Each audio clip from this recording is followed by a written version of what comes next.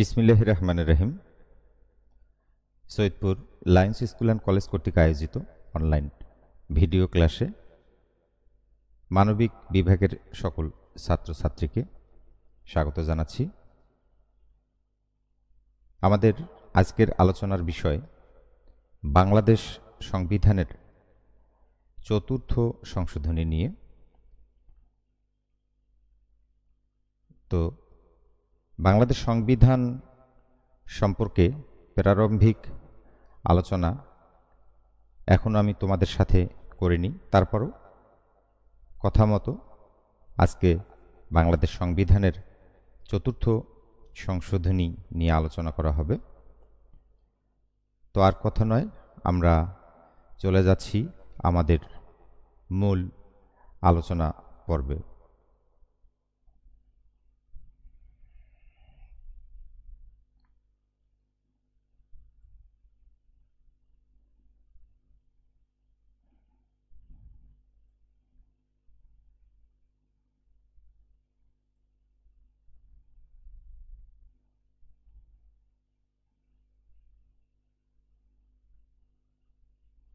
হ্যাঁ, এখানে আমরা কি দেখতে পাচ্ছি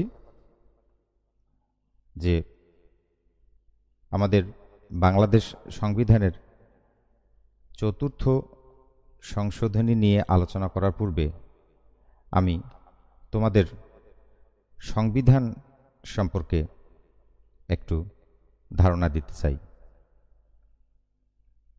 সংবিধান কি? সংবিধান হচ্ছে রাষ্ট্র পরিচালনার বিধিবিধান সম্বলিত পবিত্র দলিল। কি বললাম? যেটা একটা দলিল। কিসের দলিল? রাষ্ট্র পরিচালনার বিধিবিধানের দলিল। সংবিধান একটা রাষ্ট্রের প্রতিচ্ছবি বা দর্পণ হিসেবে বিবেচনা করা হয়। আমরা জানি দর্পণ মানে আয়না, অর্থাৎ একটা সংবিধান একটি দেশের আয়না স্বরূপ। একটি রাষ্ট্রের গঠন কাঠামো কী রকম হবে, কোন ধরনের সরকার পদ্ধতি চালু থাকবে, সরকারের বিভিন্ন বিভাগের মধ্যে কিভাবে ক্ষমতা বন্টন করা হবে, সরকার ও জনগণের মধ্যে সম্পর্ক কীরূপ হবে, ইত্যাদি বিষয়ে কতকগুলো নিয়ম নীতি রয়েছে। আর এসব নিয়ম কানুনের সমষ্টি হল সংবিধান। সব ধরনের সরকার ব্যবস্থার ভিত্তি হল সংবিধান। তাহলে আমরা কি বুঝলাম? সংবিধানটা হচ্ছে একটা দলিল, বিধিবিধানের একটা দলিল, একটা রাষ্ট্রের দর্পণ হিসেবে কাজ করে। এছাড়াও রাষ্ট্রের বিভিন্ন গঠন কাঠামো, বিভিন্ন ধরনের যে সরকার পদ্ধতি আছে সেটা কীরকম হবে, সরকারের যে বিভিন্ন শাখা প্রশাখা বিভিন্ন বিভাগ রয়েছে সেই বিভাগের মধ্যে কিভাবে ক্ষমতা বন্টন করা হবে। এছাড়াও সরকার এবং জনগণের মধ্যে সম্পর্ক থাকতে হয়। তো সেই সম্পর্কটা কীরূপ হবে ইত্যাদি বিষয়ে যে নিয়ম নীতিগুলো, বিধিবিধানগুলো একটা দলিল আকারে থাকে, সেটাই হচ্ছে সংবিধান। আর এই সংবিধান হচ্ছে কি? সরকার ব্যবস্থার ভিত্তি হিসেবে কাজ করে। আশা করি শিক্ষার্থী বন্ধুরা তোমরা বুঝতে পারলে সংবিধানটা কি।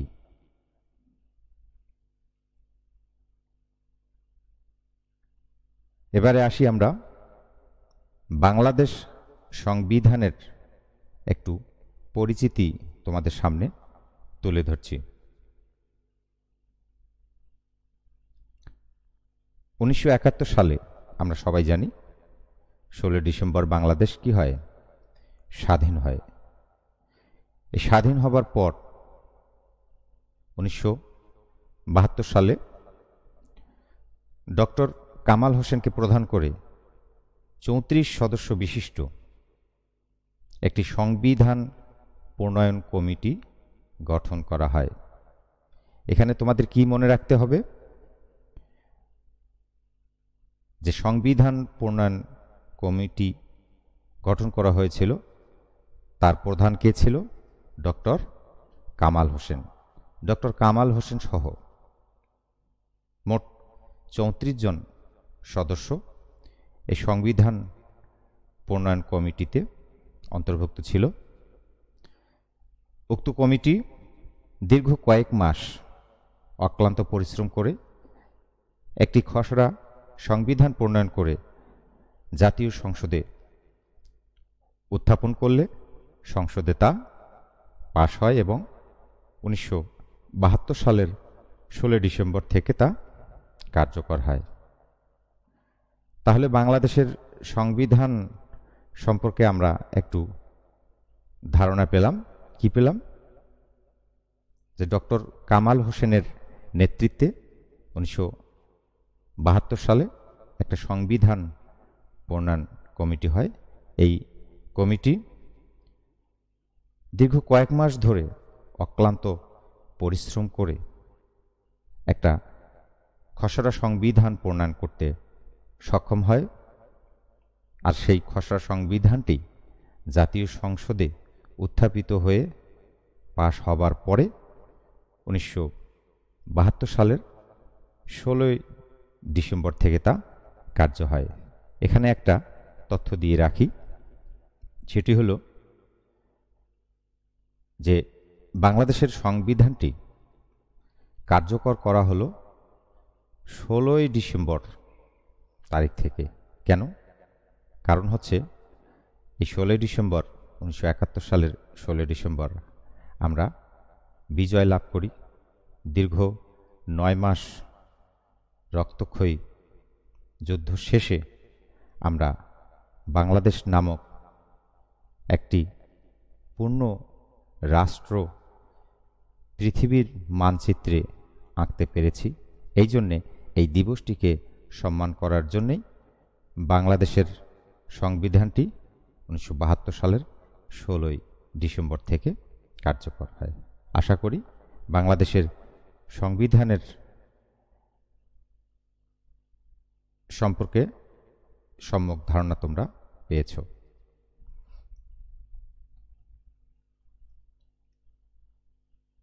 এবারে আসি বাংলাদেশ সংবিধানের সংশোধনী সমূহ কতবার হয়েছে।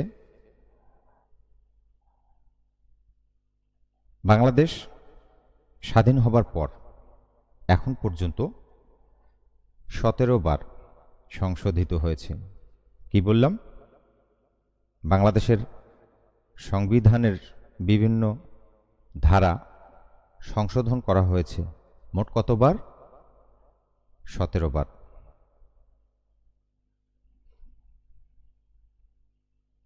আজকের মূল আলোচনা কি ছিল? বাংলাদেশের সংবিধানের 4র্থ সংশোধনী আইন নিয়ে আলোচনা। বাংলাদেশের সংবিধানের 4র্থ সংশোধনী হয়, 4র্থ সংশোধনী আইন হয় 1975 সালে। এর আগে স্বাধীন হবার পর, অর্থাৎ বাংলাদেশের সংবিধান তৈরি হবার পরে আরও 3 বার সংশোধন করা হয়েছিল। এগুলো নিয়ে আমরা পরে আলোচনায় আসব। আজকের মূল আলোচনাটাকেই আমরা সামনে নিয়ে আসি। বাংলাদেশ সংবিধানের 4র্থ সংশোধনী দেশের শাসনতান্ত্রিক ইতিহাসের এক যুগান্তকারী ঘটনা। 1975 সালের 25শে জানুয়ারি তৎকালীন আইনমন্ত্রী মনোরঞ্জন ধর জাতীয় সংসদে চতুর্থ সংশোধনী আইনের খসড়া উত্থাপন করেন। ওই বিল জাতীয় সংসদে গৃহীত হয়ে রাষ্ট্রপতির অনুমোদন সাপেক্ষে আইনে পরিণত হয়। তাহলে কি জানলাম আমরা?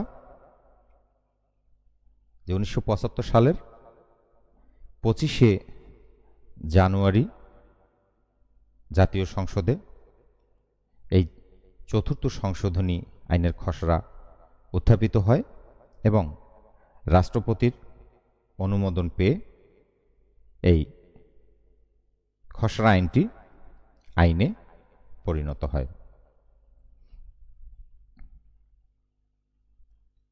এবারে আমরা আলোচনায় যাব চতুর্থ সংশোধনীর বৈশিষ্ট্য সমূহ কি কি ছিল।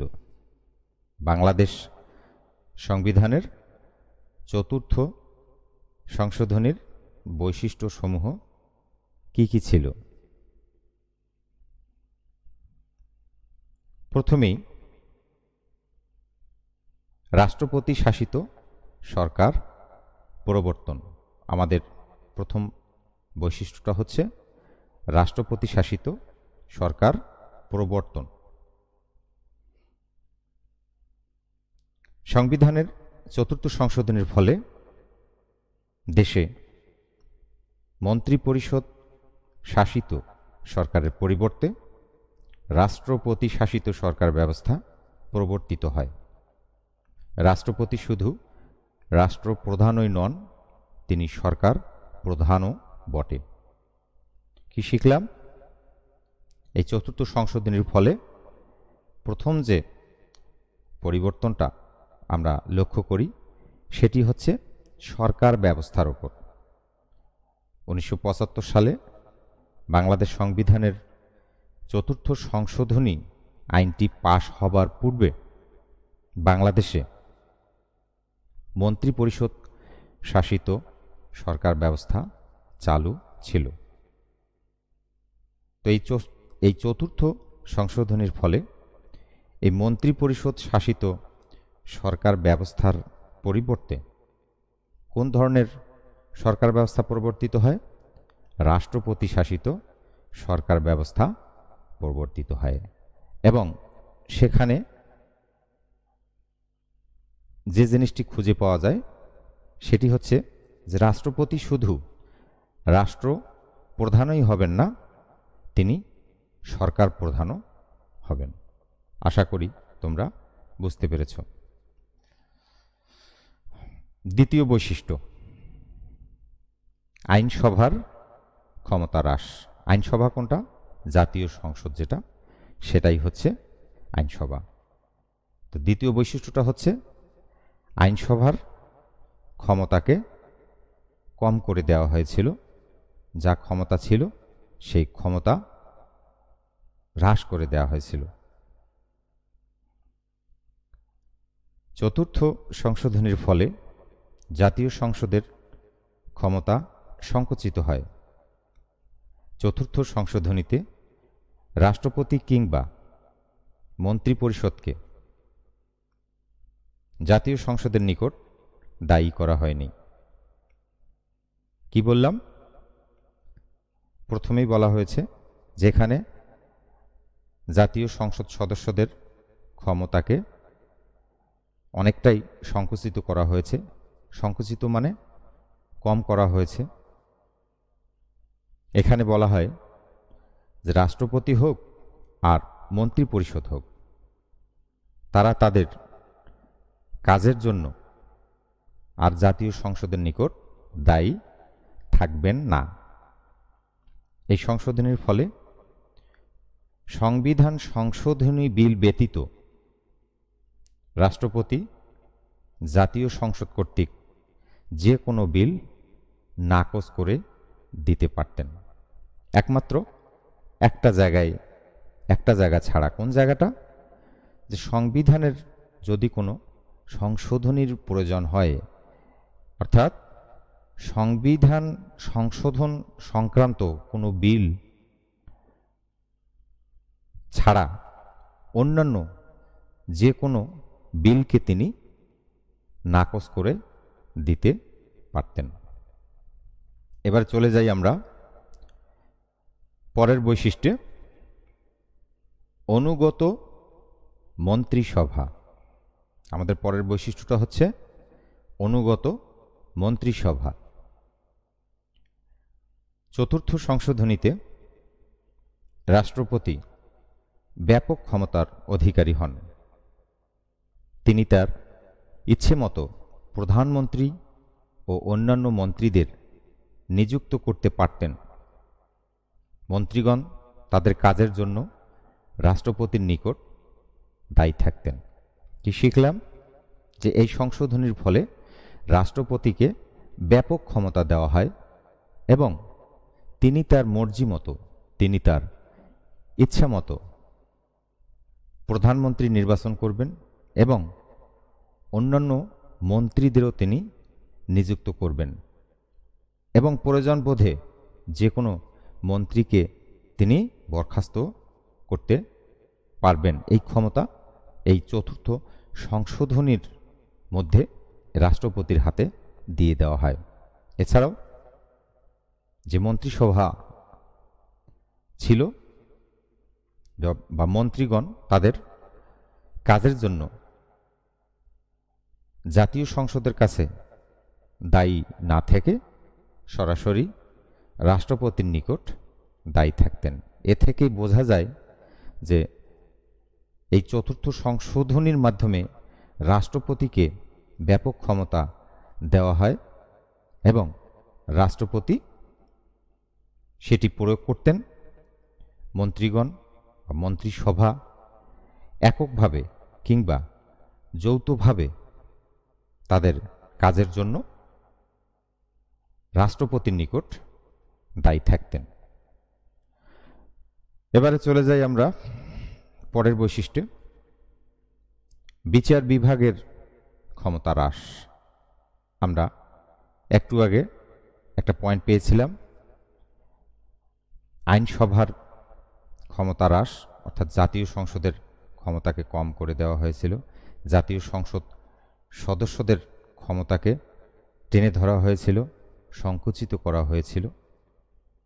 সংবিধান সংশোধনী বিল ব্যতীত যে কোনো বিল সংসদে উত্থাপিত হলে রাষ্ট্রপতি সেটা নাকচ করে দিতে পারতেন।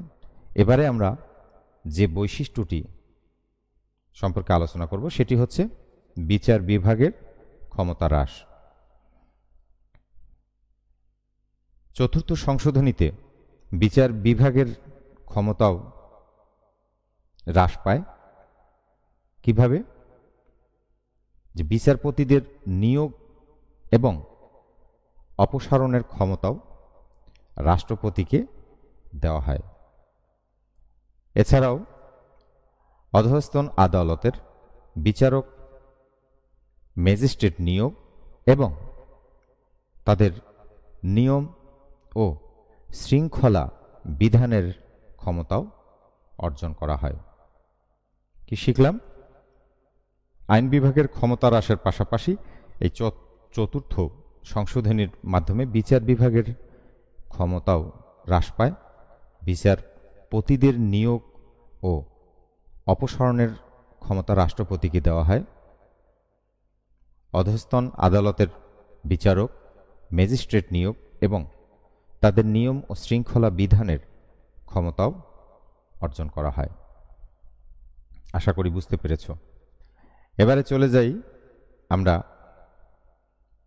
পরের বৈশিষ্ট্যে। কিসের বৈশিষ্ট্য? আবারও একটু স্মরণ করে দেই। আজকের আলোচনা হচ্ছে বাংলাদেশ সংবিধানের চতুর্থ সংশোধনী নিয়ে।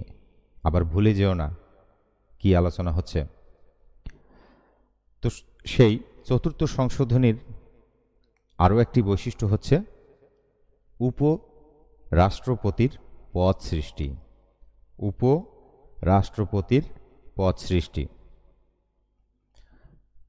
এই সংশোধনীতে একজন উপরাষ্ট্রপতির পদ সৃষ্টি করা হয়। উপরাষ্ট্রপতি কার দ্বারা নিযুক্ত হবেন? উপরাষ্ট্রপতি, রাষ্ট্রপতি কর্তৃক নিযুক্ত হবেন এবং রাষ্ট্রপতির খুশি মতো তিনি প্রজাতন্ত্রের কর্মে নিয়োজিত থাকবেন। অর্থাৎ উপরাষ্ট্রপতির পদ সৃষ্টি করা হচ্ছে।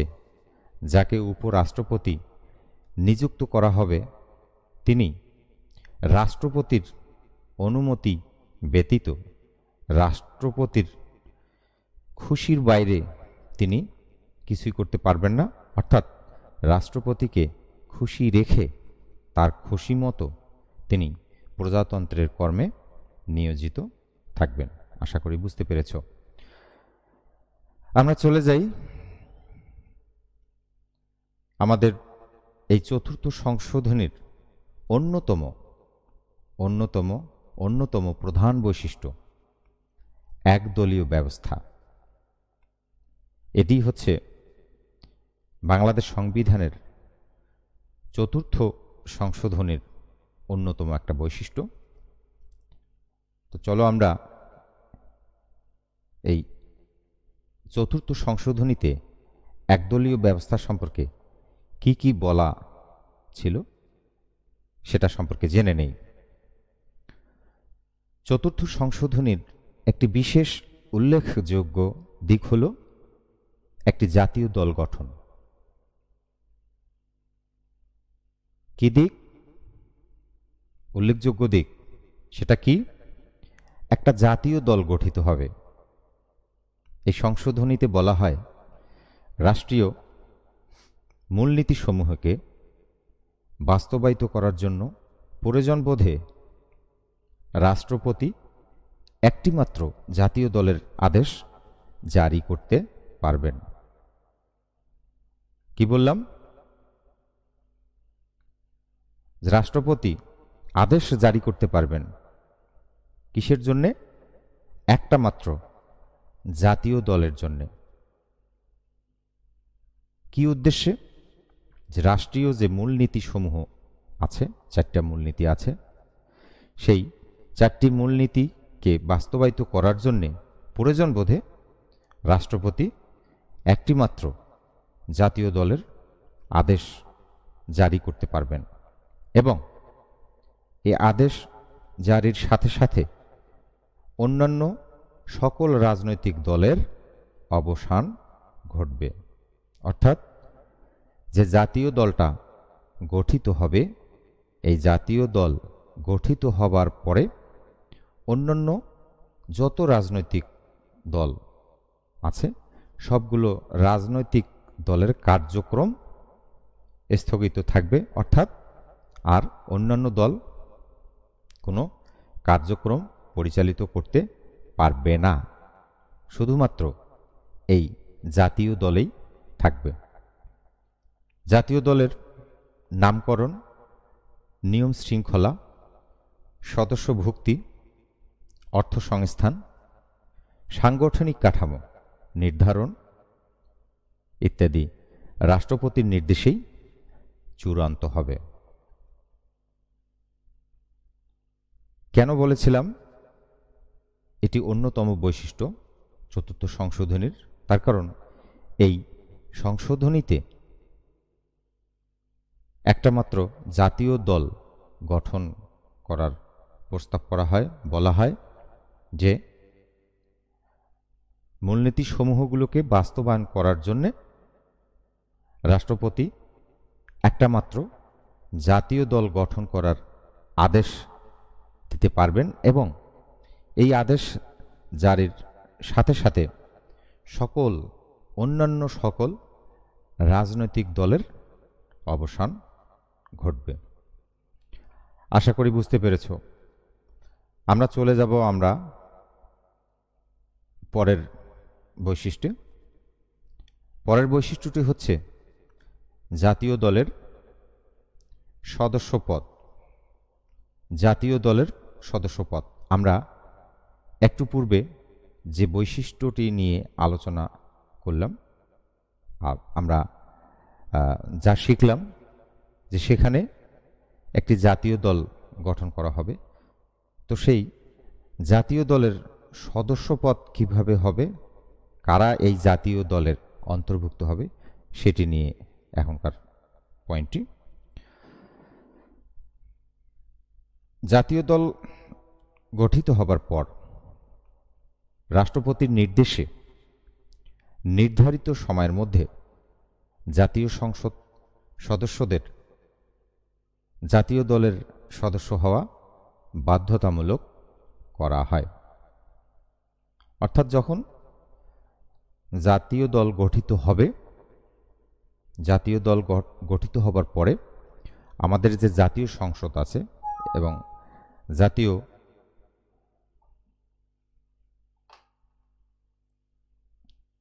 সংসদ সদস্যরা যারা আছেন তারা সবাই এই জাতীয় দলের সদস্য হবেন এবং এটা বাধ্যতামূলক করা হয়। এবারে চলে যাই পরের বৈশিষ্ট্যে। নাগরিক অধিকার সংকোচন। আমাদের এবারের বৈশিষ্ট্যটি হচ্ছে নাগরিক অধিকার সংকোচন। চতুর্থ সংশোধনীর ফলে মৌলিক অধিকার রক্ষার ক্ষেত্রে সুপ্রিম কোর্টের আশ্রয় গ্রহণের ক্ষেত্রে নাগরিক অধিকার খর্ব হয়। মৌলিক অধিকার বলবৎ করার জন্য জাতীয় সংসদ কর্তৃক আদালত বা ট্রাইব্যুনাল গঠনের কথা বলা হয়। চতুর্থ সংশোধনীর আগে জনগণ অর্থাৎ আমরা যারা সাধারণ নাগরিক আছি, আমাদের মৌলিক অধিকার রয়েছে। তো সেই মৌলিক অধিকারগুলো ভোগ করার ক্ষেত্রে আমরা বিভিন্ন ধরনের সমস্যার সম্মুখীন হই।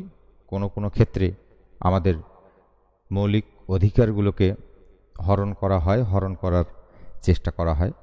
সেক্ষেত্রে আমরা চতুর্থ সংশোধনীর পূর্বে সুপ্রিম কোর্টে আশ্রয় গ্রহণ করতে পারতাম, সুপ্রিম কোর্টে আমরা নালিশ করতে পারতাম। এই চতুর্থ সংশোধনীর ফলে আর সুপ্রিম কোর্টে আশ্রয় গ্রহণ করার ক্ষেত্রে নাগরিকদের অধিকারকে খর্ব করা হয়। আমরা চলে যাই পরের বৈশিষ্ট্যে। জাতীয় সংসদের মেয়াদ বৃদ্ধি। এই সংশোধনীর মাধ্যমে জাতীয় সংসদের মেয়াদকাল 1975 সালের 25শে জানুয়ারি থেকে আরও 5 বছর বৃদ্ধি করা হয়। কি বললাম? এই সংশোধনীটার মাধ্যমে জাতীয় সংসদের মেয়াদকাল 1975 সালের 25শে জানুয়ারি থেকে আরও 5 বছর বৃদ্ধি করা হয়। 1973 সালে সর্বশেষ জাতীয় সংসদের নির্বাচন অনুষ্ঠিত হয়। এবারের বৈশিষ্ট্য রাষ্ট্রপতির অপসারণ বিধির পরিবর্তন। রাষ্ট্রপতির অপসারণ বিধির পরিবর্তন অর্থাৎ রাষ্ট্রপতিকে অপসারিত করার জন্য পদ্ধতি ছিল, তো সেই পদ্ধতিটার মধ্যে কিছুটা পরিবর্তন নিয়ে আসা হয়েছে এই চতুর্থ সংশোধনীর মাধ্যমে।